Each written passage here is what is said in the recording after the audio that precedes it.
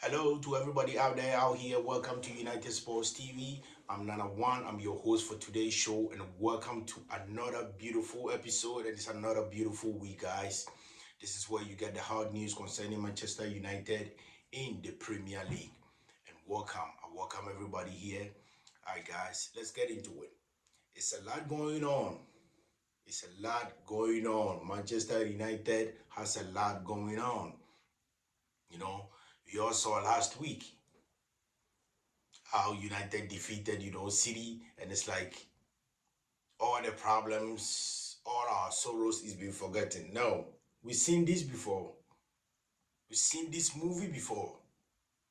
This is the second coming of Michael Carrick. We've seen this. Okay? So let's not get into our feelings. Let's not get into our hairs. Let's not get our hopes high because, man, United really needs help. And me out there knows United needs help. Because the demands now is United getting top four. Fine.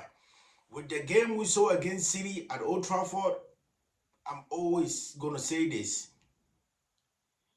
The Manchester Derby is not about who has form. Manchester Derby is about who takes their chances to win the game. That's what Manchester Derby has always been about. So, guys, let's not get our hopes high. Oh, yeah, the team is good. The team is this. No, guys. Nah. The team is nowhere near good. That's one thing we have to understand. The team is nowhere near good. But the questions we keep asking ourselves, how much is INEOS and Glazers going to spend if Michael Carrick were to qualify this team to the top four? Qualify this team to Europe, either Conference League, either Europa League, or the Champions League. Are the INEOS and Glazers ready to spend?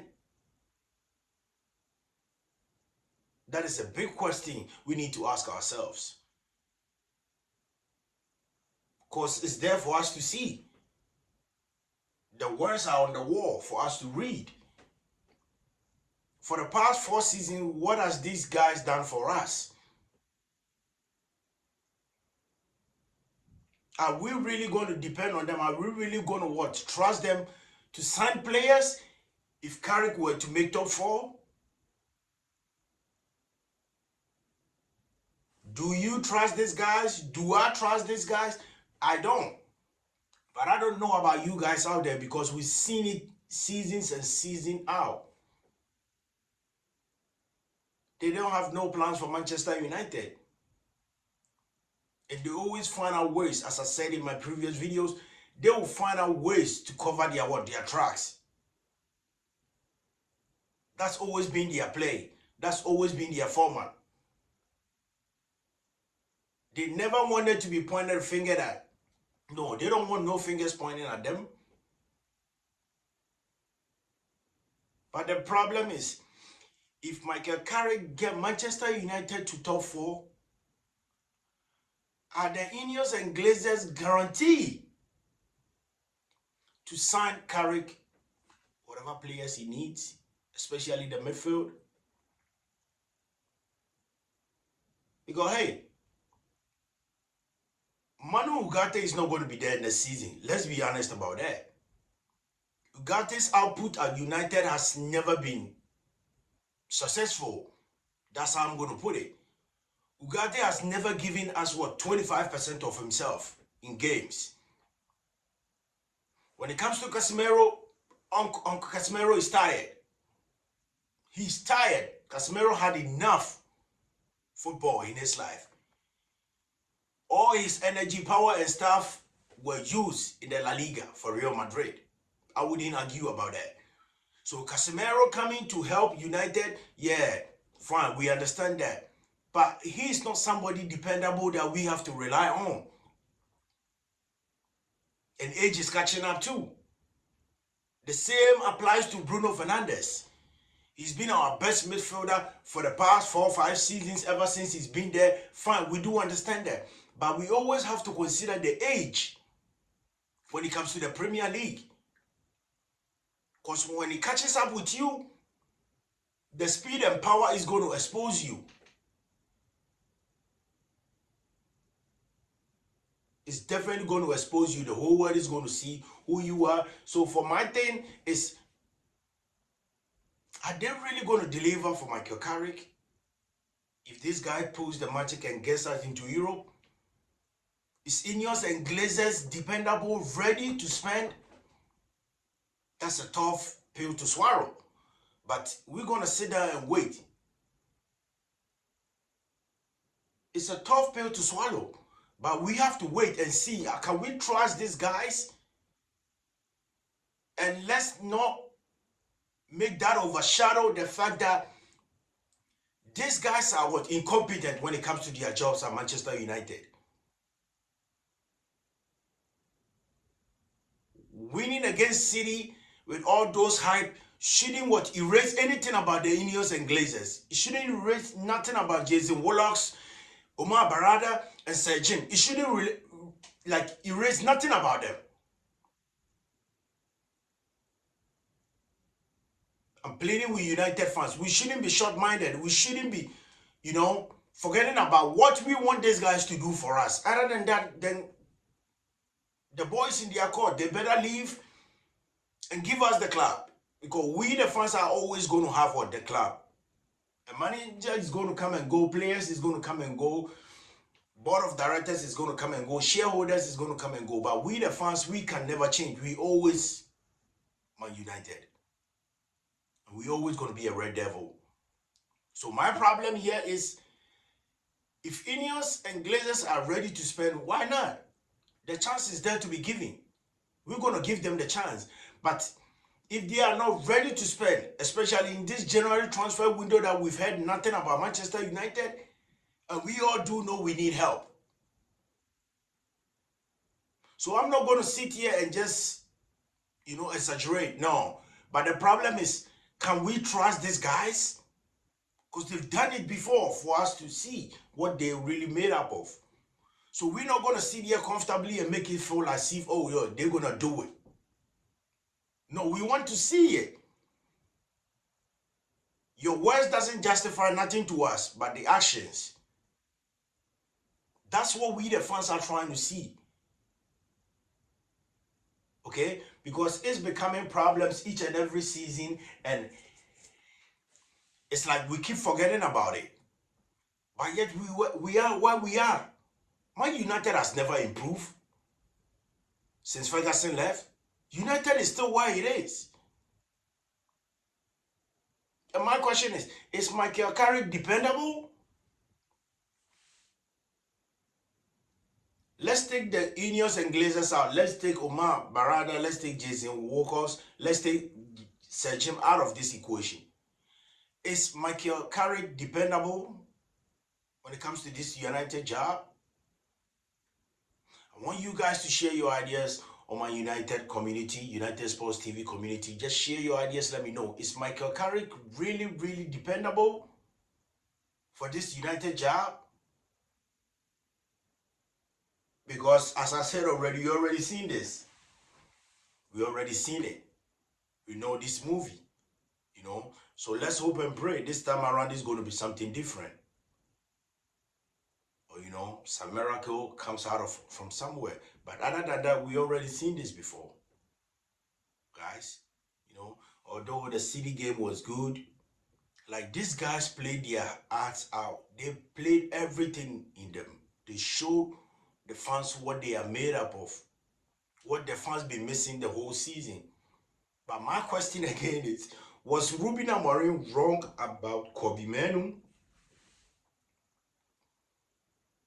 Was Ruben wrong about Manu? Because the guy was spectacular in that game. The guy was a phenomenal. He controlled everything. He was everywhere on that field. For me, he was my man of the match, no Casemiro. Kobe Manu was the devastator. He was just destroying City's midfield. So as I'm saying again, was Ruben Amorim wrong about Kobe Manu fighting for his position in the United squad? Because That for me don't seem like somebody who needs to fight for their position in a team. He's already ready to go. Like he's there. Like get me in, and I'll get the job done. That's what Kobe Manu showed me on Saturday. So was Ruben Amorim really wrong about Kobe Manu? I cannot say. He's the coach. But for what I saw on Sunday, Kobe Manu was the man. Kobe Manu doesn't need to go nowhere. No loan. Nothing. He's a Man United player and he's shown it against City. He's shown it in games. But on Saturday, Kobe Manu proved the whole world wrong. That this is me. I'm here to stay. And for my second man of the match, Lisandro Martinez. Wow, Lucha. Wow, the butcher. That guy is not scared of nobody. Like, he definitely pocketed what? Erling Haaland in his pocket. Like, he pocketed the guy. Haaland had one shot on target, and that was blocked by Lisandro Martinez. Apart from that, Erling Haaland was like a ghost in the game. So big ups to Lisandro Martinez and Harry Maguire. Like, Maguire was, Ken Harry was everywhere too. Like, that defense was good. They were doing their job. So kudos to the guys on Saturday for whatever they did against City. Hey, I appreciate that. I do love that. That was the best day of my life. I couldn't hold the excitement in because I was still shocked what I was seeing. Sitting down watching the live, I'm like, what? Because it could have been more goals. Let's not forget it was 3 offside goals disallowed, you know. So United played their hearts out.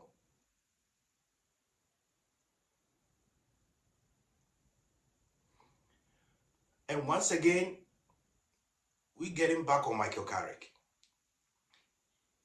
Fine, if he qualifies Manchester United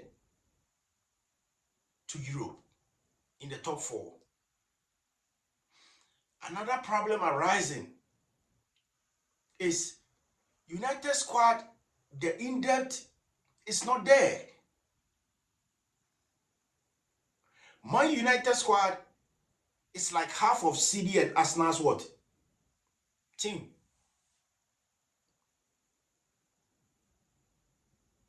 Yeah, I'm saying it one more time for the audience at the back. United squad is like half of Arsenal and Man City's team. Our squad is not in depth.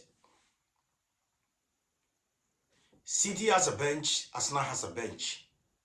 So players are rotated each and every game, each and every season, each and every week, each and every game. What happens to Man United? The moment 2 or 3 players, okay, let's take it this way. We know how Ahmed Mbuemo and Nusa Mazarawi went for the AFCON. We all saw the loopholes in the team, right? How the attacking wasn't clicking, how the defense had a hole in there, and the midfield has always been a problem. We all saw that. But you don't see that from Arsenal and City.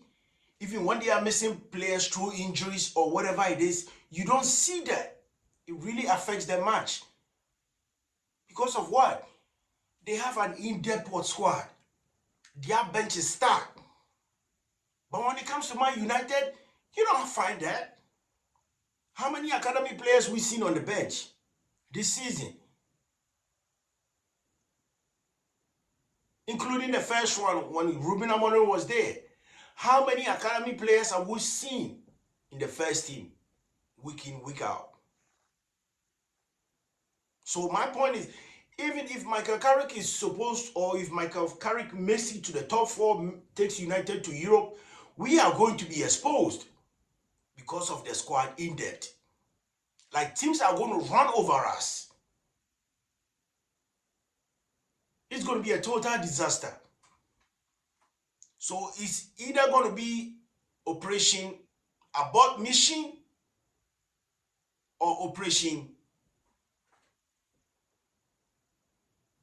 Disaster. Because this operation is definitely going to fail if we do make it to top 4. Because that's not going to help. That is definitely going to help. Everything is going to be more of what? The same players we've been seeing. And guys, you can testify. How much do you trust these players in what? In the Premier League? Not to talk of what? Qualifying for Europe. Let's be honest to ourselves. Let's put football feelings, let's put football emotions, everything aside and be honest to ourselves. Do these teams stand a chance in the Champions League, Europa League, Conference League when they qualify? For me, it's a no. And it's always going to be a no till changes are made, you know? And as I said already, INEOS and Glazers are killing us. But yet people keep forgetting about it because of smaller success and, you know, some little bit of wins we be having. No, guys, let's not forget about what this guy's been doing for seasons. We know players coaches are pointed out to be signed and brought in, but yet what? They fail to what? Deliver. And that's always been the problem. Because a manager tells you the player they want. It's only a coach that you can dictate. But you can never dictate for a manager. Because they know the players they want for their formation, for their tactical, you know. Anything when they have to do, they know the players they want. So you have nothing to tell them. That's a big problem at United. That's always been a problem of Manchester United. Because there's nothing done. And there's nothing been done for seasons. And we're still holding on. Because till we get an in-depth squad to compete against Arsenal and City, United is always going to remain the same. There's never going to be no improvement. There's never going to be no achievement. United is still going to be where it is. You know?